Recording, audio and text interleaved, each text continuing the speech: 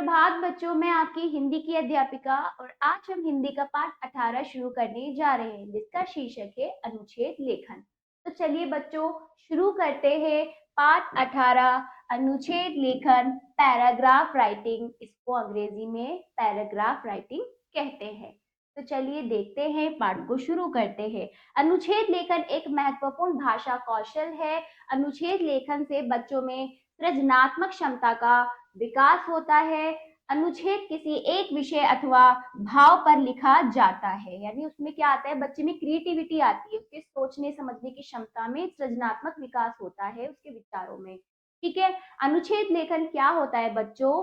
क्या होता है कि हम किसी विषय पर चुनिंदा शब्दों, है ना, मतलब कम से कम शब्दों का प्रयोग करके उस विषय के बारे में लिखते हैं कुछ सीमाओं में रहकर। ठीक है। तो क्या होता है, ये क्या होता है, आपका निबंध का हिस्सा होता है, एक भाग होता है अनुच्छेद लेखन के बच्चों।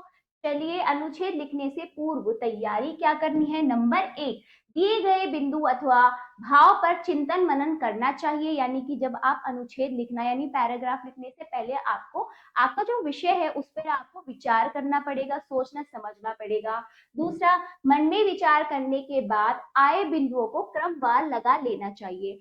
और जब विचार कर लिया जाए, जो भी आप उस विषय के बारे में, जो भी बिंदु, जो भी आप पंक्तियां, जो भी वाक्य आपके आपके क्या मस्तिष्क में आ चुके हैं, उसको क्रमवार लगा लेना चाहिए। तीसरा है, वाक्यों की सरलता व स्पष्टता का विशेष ध्यान रखना चाहिए, यानी कि आपको कोई इतनी मुश्किल भाषा के शब्दों को प्रयोग नहीं करना चाहिए, यानी कि संस्कृत ऐसे शब्द जो कठिन है, आसान सरल भाषा में आप इसको लिखेंगे। चौथा देखिए, अनुच्छेद की भाषा सरल व प्रवाहपूर्ण, है ना, होनी चाहिए। प्रवाहपूर्ण, उन मतलब आपका जो अनुच्छेद है ना उसमें प्रवाह होना चाहिए, है ना। तो क्या होना चाहिए कि जो आपका अनुच्छेद है, जिस विषय पे आप लिख रहे हो, उसमें प्रवाह होना चाहिए, पढ़ने में उसको क्या मजा आए, प्रभावपूर्ण होना चाहिए, सरल होनी चाहिए भाषा। अगला देखिए, अनुच्छेद का आकार छोटा होना चाहिए, बिल्कुल, क्योंकि ये क्या है, एक पैराग्राफ है और ये निबंध का एक भाग होता है। ठीक है। चलिए, छोटा भाग होता है। लिखते समय देखिए क्या करना है। सर्वप्रथम विषय अथवा बिंदु की भूमिका लिखनी चाहिए। शुरुआत कहाँ से करनी है कि उस विषय में जो भी आप लिख रहे हो उसकी क्या भूमिका है, उसका सबसे पहले भूमिका, उसके बाद विषय को क्रमवार स्पष्ट कीजिए, फिर उस विषय को क्रमानुसार स्पष्ट करना है ना। ठीक है। फिर क्रमानुसार यानी पहले उस विषय का अर्थ बताएं, फिर उसका महत्व बताएं, फिर इस तरह से वो क्रमवार लिखना चाहिए। विषय से संबंधित अपने विचार स्पष्टता से रखें, यानी कि आप अपने विचार जो उस विषय के प्रति आपके जो खुद के विचार है उसको साफ साफ स्पष्टता से रखें। ठीक है। अनुच्छेद लेखन में भूमिका और विषय विस्तार सब एक ही अनुच्छेद में लिखा जाना चाहिए, इसमें अलग अलग अनुच्छेद नहीं बनेंगे, यानी आपको एक ही पैराग्राफ में सभी चीजें, उसकी भूमिका, विषय विस्तार सब कुछ एक ही पैराग्राफ में, एक ही अनुच्छेद में लिखना चाहिए, एक से अधिक पैराग्राफ नहीं लिखने। ठीक है। चलिए बच्चों, अब हम उदाहरण के तौर पर देखते हैं, पेड़ पौधों का महत्व के ऊपर हमें पैराग्राफ राइटिंग करनी है, यानी कि अनुच्छेद लेखन करना है।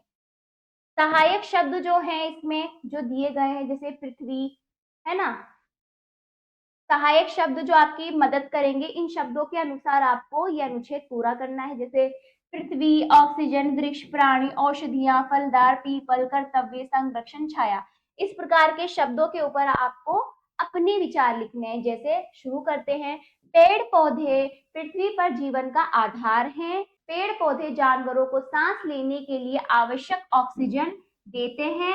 वृक्षों की छाया प्राणियों को कड़ी धूप व बरसात से बचाती है ना। कि पेड़ पौधे अनेक पशु पक्षियों का घर है। मनुष्य को पेड़ पौधे से लकड़ियां, फूल, फल एवं औषधियां प्राप्त होती है। वनों और जंगलों के अलावा अनेक पेड़ पौधे हमारे घर एवं पास पड़ोस का हिस्सा है। आम, नीम, तुलसी, ठीक है, फलदार वृक्ष हमारे घरों के आसपास पाए जाते हैं।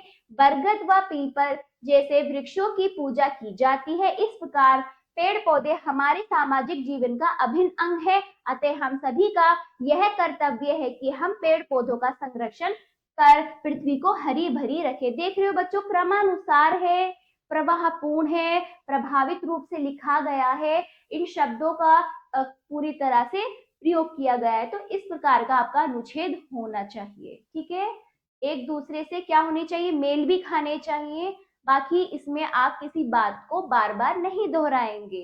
अगला देखिए, खेल कूद के लाभ। आप खेल के ऊपर आपको क्या, खेल से क्या लाभ है उसके ऊपर आपका अनुच्छेद होगा।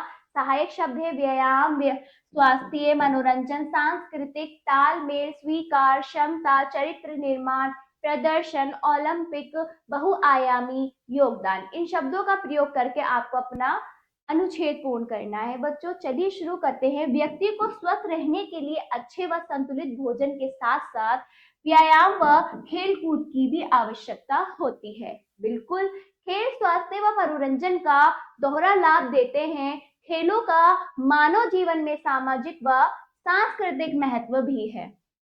खेलने से शरीर स्वस्थ एवं फुर्तीला बनता है। खेलों से आपसी तालमेल एवं मिलजुल कर कार्य करने की भावना का विकास होता है।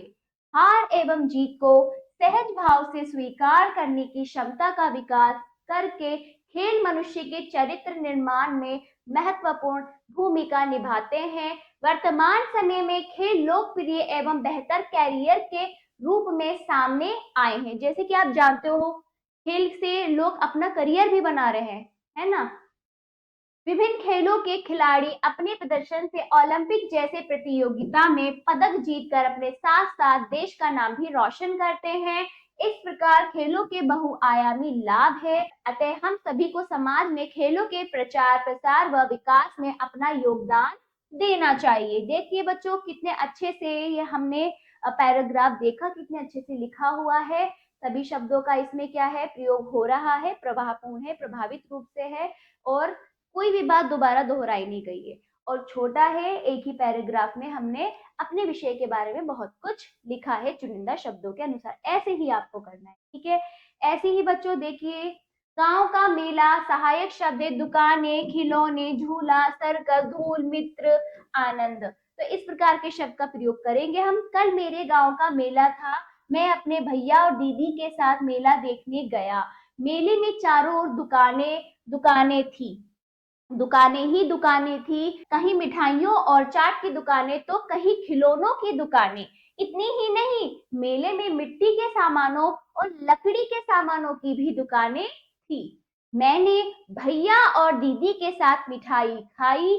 मेरा मन चाट खाने का भी था, पर दीदी ने समझाया, देखो कितनी धूल उड़कर चाट पर जा रही है, इसे खाया तो बीमार पड़ सकते हो, ऐसा उसकी दीदी ने कहा। मैंने मेले से चाबी वाला खिलौना ट्रैक्टर खरीदा। कट, मैंने मेले से चाबी वाला खिलौना ट्रैक्टर खरीदा, भैया ने गुलेल खरीदा और दीदी ने मेहंदी खरीदी। ठीक, मेले में अनेक प्रकार के झूले थे, वह सर्कस भी लगा था।